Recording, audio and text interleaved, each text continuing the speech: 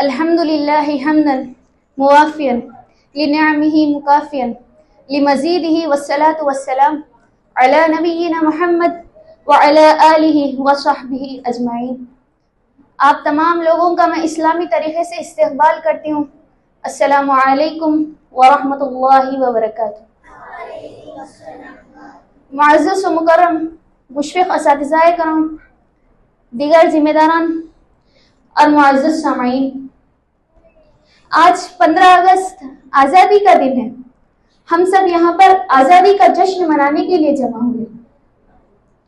ہمارے بزرگوں نے اپنے تن من دھن اور جان کی بازی لگا کر اس ملک کو انگریزوں کی غلامی سے آزاد کرایا، تب ہم اس شان و شوکت کے ساتھ عظیم الشان جشن آزادی منا رہے ہیں۔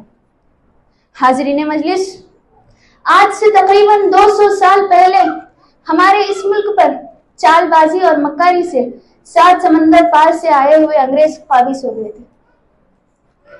انگریزیوں نے ہندوستانیوں پر بہت ظلم و ستم کیا تھا۔ ہم اپنے ہی ملک میں اور اپنی ہی زمین میں ان کے غلام بنے تھے۔ غلامی کی زنجیر میں ہم کچھ اس قدر جکڑے ہوئے تھے کہ اس سے نکلنا آسان نہیں تھا، لیکن جب ہندوستان کے رہنے والے تمام ہندو، مسلمان، سکھ، عیسائی نے مل کر ان کی جد و جہد کی تو وہ لوگ اس زنجیر کو توڑنے میں کامیاب ہو گئے۔ آخر کار ہمارا یہ ہندوستان 15 اگست 1947 کو انگریزوں کی غلامی اور ان کے ظلم و ستم سے آزاد ہو گیا۔ اب ہم ایک آزاد ملک کے شہری ہیں۔ چونکہ ہندوستان 15 اگست 1947 کو آزاد ہوا، اسی لیے ہر سال 15 اگست کے دن جشن آزادی جوش و خروش سے منائی جاتی ہے۔ معزز سامعین، ہندوستان کی آزادی کے لیے ہندو، مسلمان، سکھ، عیسائی نے بڑی بڑی قربانیاں دی ہیں، مگر ہم یہ کہیں کہ ہندوستان کی آزادی کے لیے سب سے بڑی قربانیاں مسلمانوں نے دی ہے تو یہ غلط بات نہیں ہے۔ مگر افسوس سر افسوس، آج ہم کسی بھی کونے میں چلے جائیں یا کسی اسکول، کالج یا یونیورسٹی کا دورہ کریں جہاں پر جشن آزادی منایا جاتا ہے، وہاں پر سینکڑوں غیر مسلم مجاہدین کا تذکرہ کیا جاتا ہے، وہیں پر لاکھوں کی تعداد میں ہندوستان کی آزادی کے لیے قربانی دینے والے مسلم مجاہدین آزادی کو بھلا دیا جاتا ہے۔ ہندوستان کی جنگ آزادی سب سے پہلے مسلمانوں نے ہی شروع کی تھی۔ محب وطن سراج الدولہ، فدائے وطن شاہ ولی اللہ محدث دہلوی اور شہید وطن سلطان ٹیپو رحمہ اللہ کی سرگرمیاں ہی اس بات کا کھلا ہوا ثبوت ہے کہ کیسے مسلمان انگریزوں کو بھگانے کے لیے بے چین تھے۔ ولی اللہ خاندان ہی نے سب سے پہلے انگریزی خطرے کو محسوس کیا تھا۔ یہ ایک بجلی تھی جو دشمنوں کی تمنا کی وجہ سے ان پر گر پڑی تھی۔ ہر طرف جنگ کے شعلے بھڑکنے لگے۔ علماء کرام مسند درس پر بیٹھ کر قرآن و حدیث کا درس دینے والے علماء کرام میدان میں آ گئے اور دشمنوں کے خلاف بے سر و سامانی سے ہی نکل پڑے۔ کبھی عدالت کے کٹ گھرے میں کھڑے ہو کر نغمہ آزادی سناتے تو کبھی پھانسی کے پندے کو چوم کر منزل کا نشانہ بتاتے۔ 1857 میں ہوئی خونی جنگ، جسے انگریزوں نے بغاوت کا نام دیا، وہ آزادی کا ایک ٹرننگ پوائنٹ تھا۔